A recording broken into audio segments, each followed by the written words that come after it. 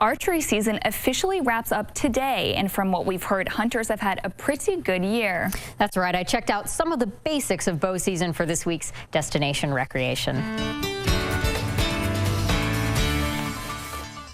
We have a very robust community of folks who love to bow hunt, and it's growing all the time.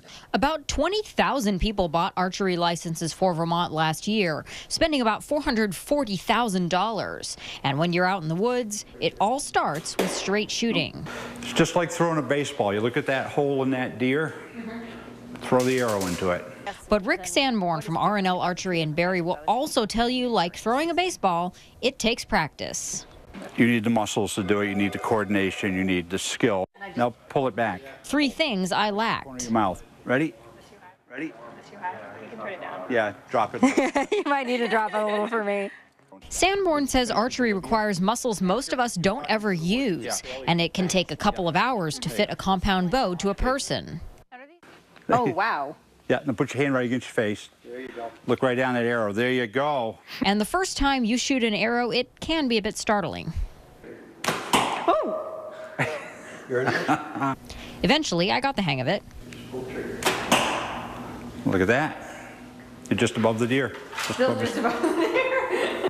Our photographer Darren even got to try a recurve bow, still used by some hunters, though it requires a lot more hand-eye coordination. Look at that. That's a cool feeling. This year, the deer herd appears to be healthy, and Sanborn says there's about a 40-60 split bucks and does, which is standard, and people have brought in sizable deer. You know, there's a 5-point, 147-pound buck. But there is a lot of food out there this season, which means the animals won't travel as much, making it more challenging for hunters. I think people are going to have to move around a lot more. They're actually going to have to get out in the woods. They're going to have to find where those food sources are. They may have to deviate a little bit from what they've done historically and just be willing to move from their normal location.